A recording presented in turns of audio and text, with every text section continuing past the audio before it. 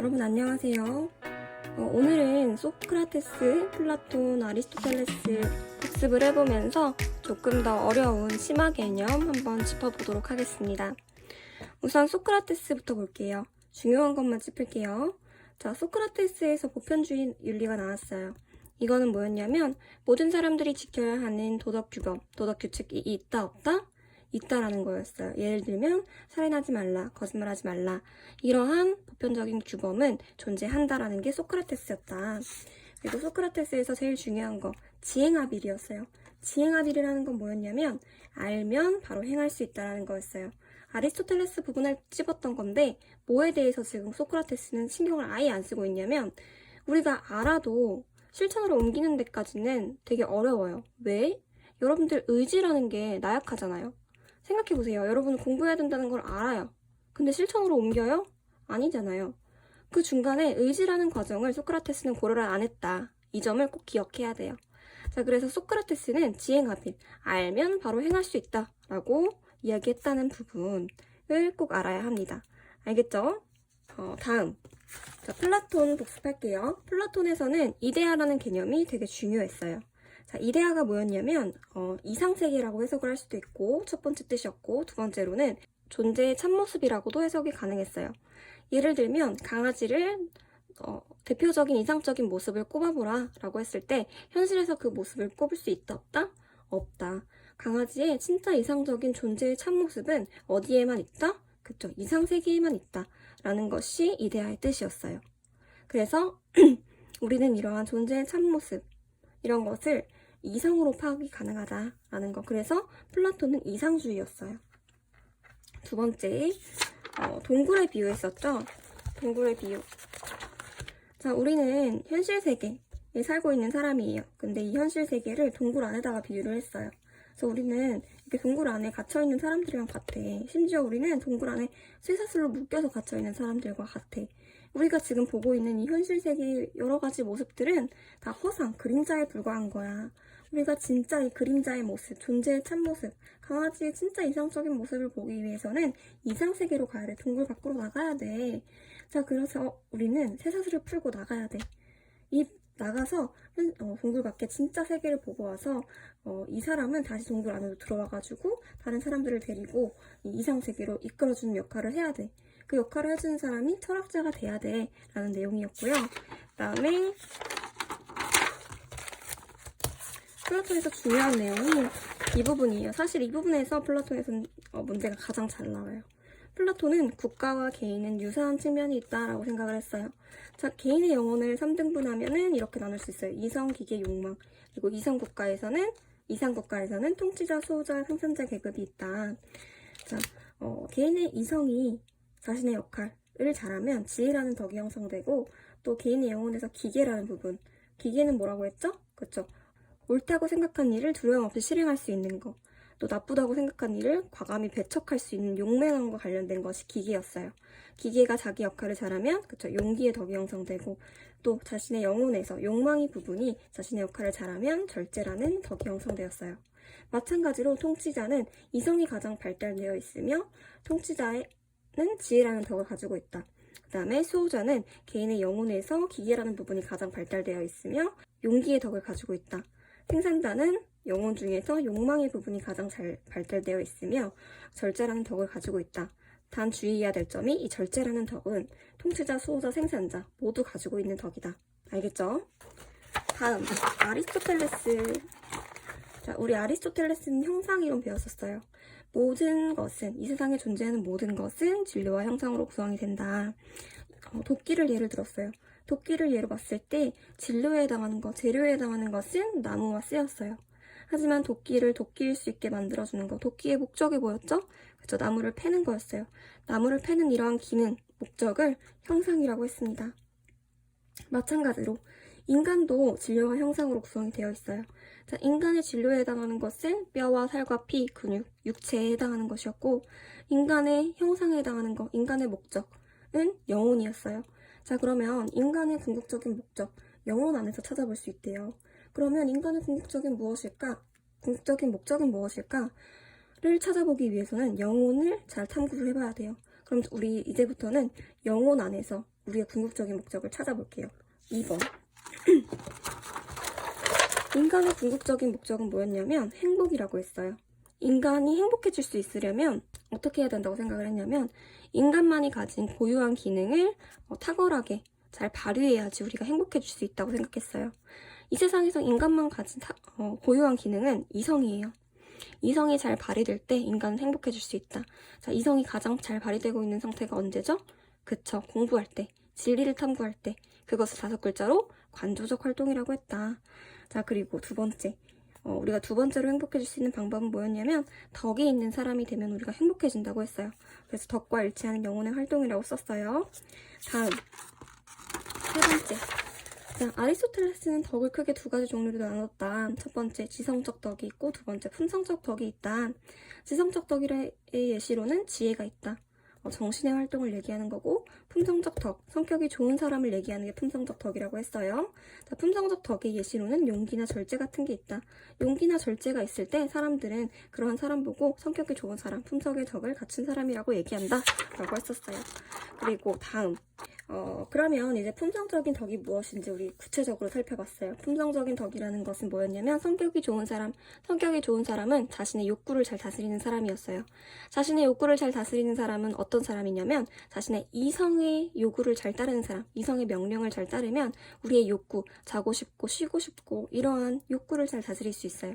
그러한 사람이 곧 성격이 좋은 사람이고 품성이 좋은 사람이다. 그런데 여기서 말하는 이성의 요구, 이성은 구체적으로 얘기하면 뭐라고 했죠? 실천적 지혜라고 했어요. 실천적 지혜라는 것은 우리가 어떤 행동을 할 것인지 알려주는 거. 그게 실천적 지혜. 우리가 실천적 지혜에 그런 명령을 받아서 우리가 욕구하는 부분이 그 명령을 따를 때 성격이 좋은 사람이 된다. 라고 했어요. 다음, 그리고 품성적 덕의 특징은 두 글자로 중용이라고 할 수 있어요. 자, 품성적 덕의 예시로는 용기라는 게 있는데 용기라는 것은 항상 중간을 선택하는 거예요. 무모하지도 않고 비겁하지도 않고 극단이 아니라 양극단이 아니라 항상 중간을 선택하는 거. 그게 품성적 덕. 품성적 덕, 성격이 좋은 사람은 항상 중간을 선택해요.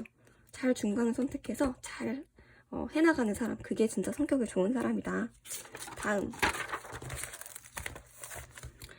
그러면 우리 품성적인 덕은 어떻게 우리가 키워나갈 수 있을까? 라고 했을 때 이렇게 얘기했어요. 실천적 지혜가 알려주는 알물 토대로 우리가 행동을 꾸준하게 습관화하면 우리는 결국 덕이 있는 사람이 된다라고 했어요. 그래서 좋은 것과 나쁜 것에 대한 실천적 지혜가 알려주는 그런 알물 토대로 우리가 행위를 꾸준하게 실천하면 우리는 덕이 있는 사람이 될 수 있다. 그런데 그 과정에서 진짜 중요한 게 뭐다? 소크라테스랑 차이점이었다. 소크라테스는 알면 바로 실행으로 옮길 수 있다고 했다. 즉, 의지라는 측면을 아예 생각을 안 했다. 내가 공부해야 된다는 걸 알면 바로 행동으로 옮길 수 있다고 했어요. 근데 소크라테스는 의지라는 부분을 아예 생각을 안 한 거죠.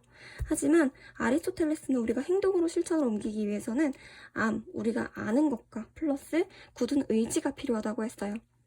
즉, 우리가 좋은 것이 무엇인지에 대한 알물 토대로 그 알물 실천을 반복하다 보면 의지의 나약함이 줄어들면서 우리는 결국에 덕이 있는 사람이 된다라고 했죠. 그래서 여기에 필기를 한번 추가해 볼게요. 이 부분 심화 부분이에요. 그렇기 때문에 소크라테스는 우리 주지주의자라고 했던 거 기억나요? 주지주의. 주지주의는 뭐였냐면 이 주자가 주로 할 때 주자예요. 그리고 이 지자는 알 지자예요.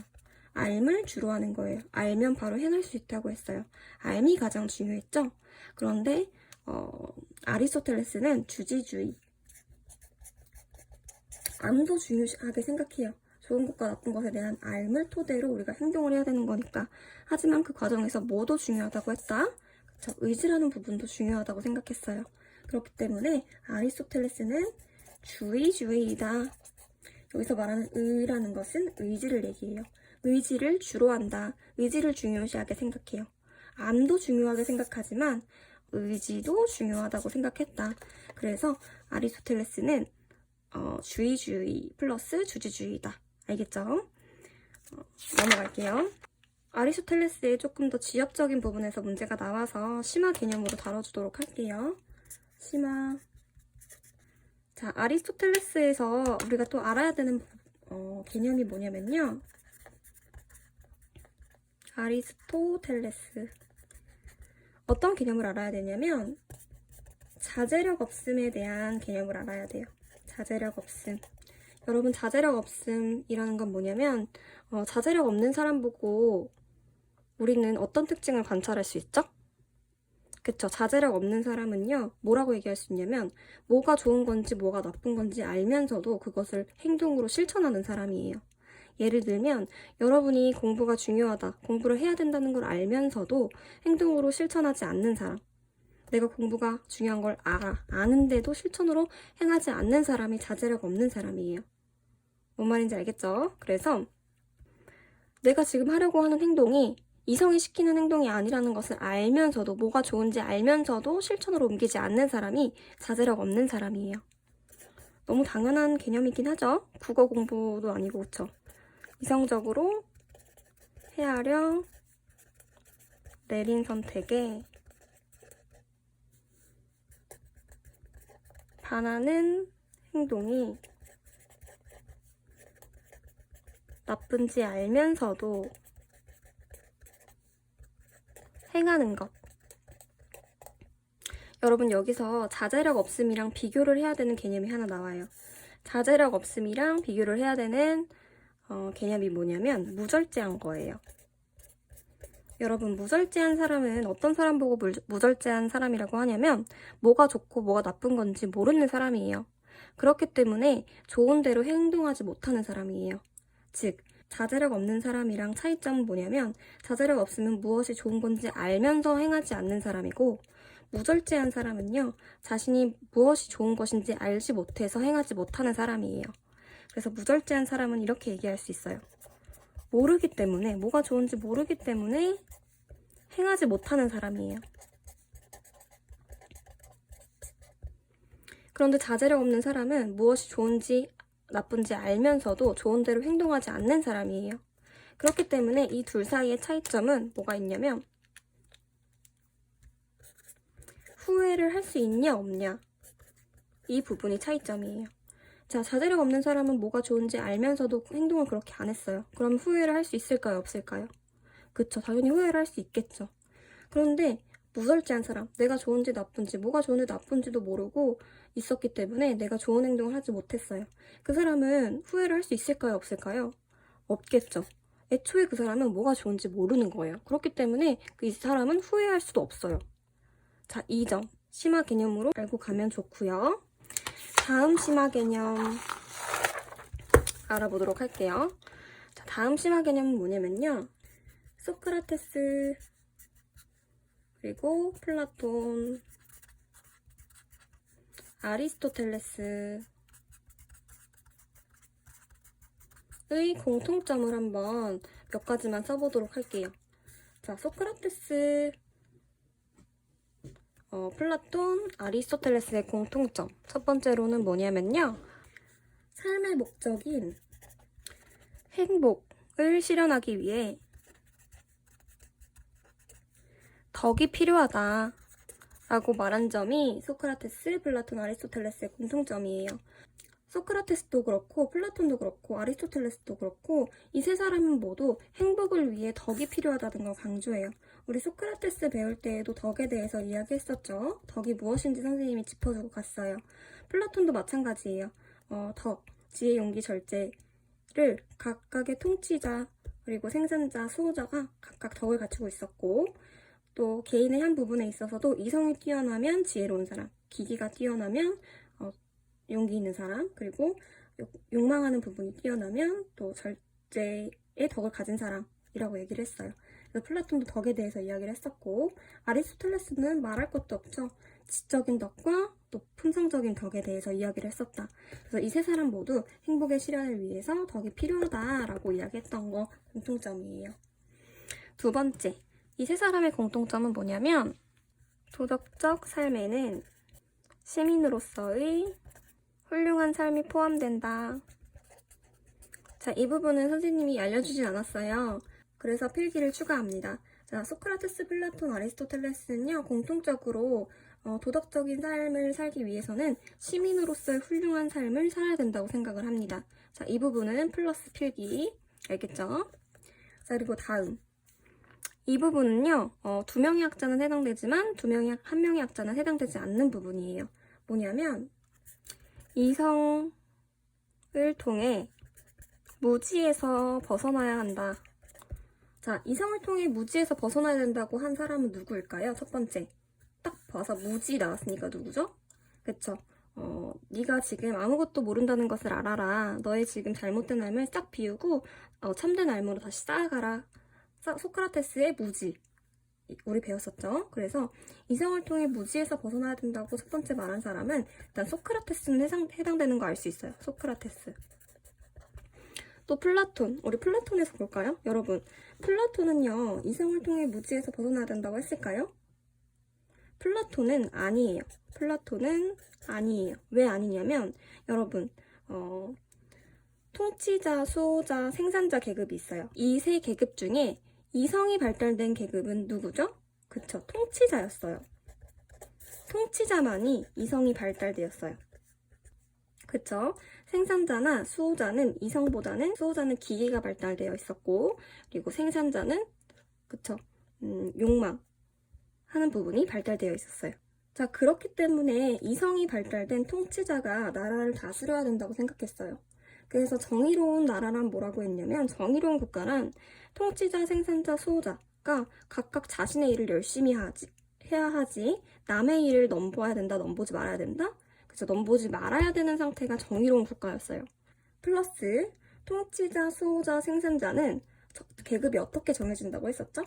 그쵸, 우리는 타고난 성향에 따라서 계급을 정한다고 했어요.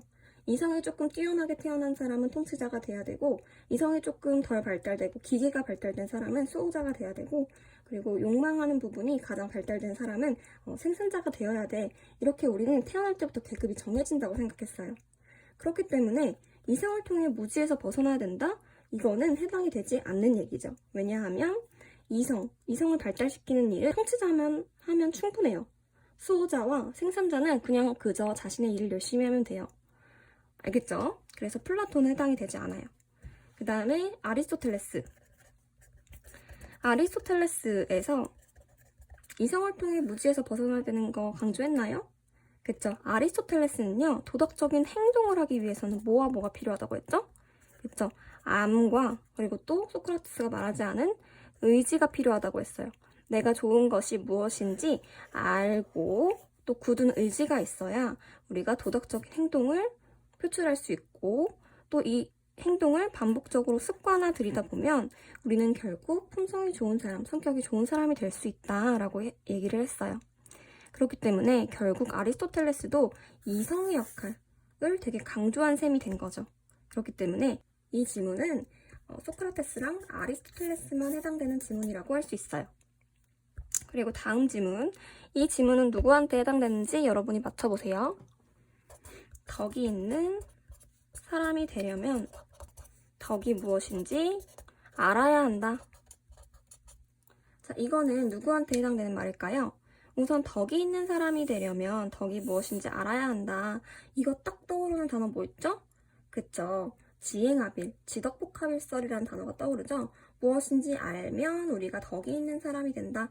우리가 덕이 무엇인지 알면 덕을 실천할 수 있다. 덕을 실천할 수 있다는 것은 결국 덕이 있는 사람이라는 거. 그쵸? 그렇기 때문에 소크라테스는 일단 해당되는 거 알겠죠? 다음, 플라톤. 여러분, 플라톤에 있어서 덕이 무엇인지 알아야 하는 거. 이성적인 부분을 강조하는 거 뭐였죠? 그쵸? 이성적인 부분을 강조하는 건 통치자 계급만이었어요. 통치자 계급만이 이성을 발달시키고 그에 따른 자신의 역할을 충분하게 이행하면 되는 것이지, 수호자와 생산자까지 덕이 있는 사람이 되기 위해서 이성을 발달시켜야 된다고 하지 않았어요. 그렇기 때문에 플라톤은 틀렸다고 말할 수 있겠죠. 다음, 덕이 있는 사람이 되려면 덕이 무엇인지 알아야 된다. 아리스토텔레스는 해당되는 말일까요? 그렇죠. 덕이 있는 사람이 되기 위해서 우리가 계속 덕이 있는 행동을 반복적으로 습관화 들여야 된다고 했죠. 습관화 들이기 위해서는 우리가 덕이 무엇인지 일단 무엇인지 알아야 돼요. 플러스 의지가 있어야 된다. 어쨌든 알을 중요시했기 때문에 아리스토텔레스도 맞는 지문이다 라는 거 알겠죠? 여러분들 이게 기출에 나오는 문장들이에요. 다뤄보니까 어때요?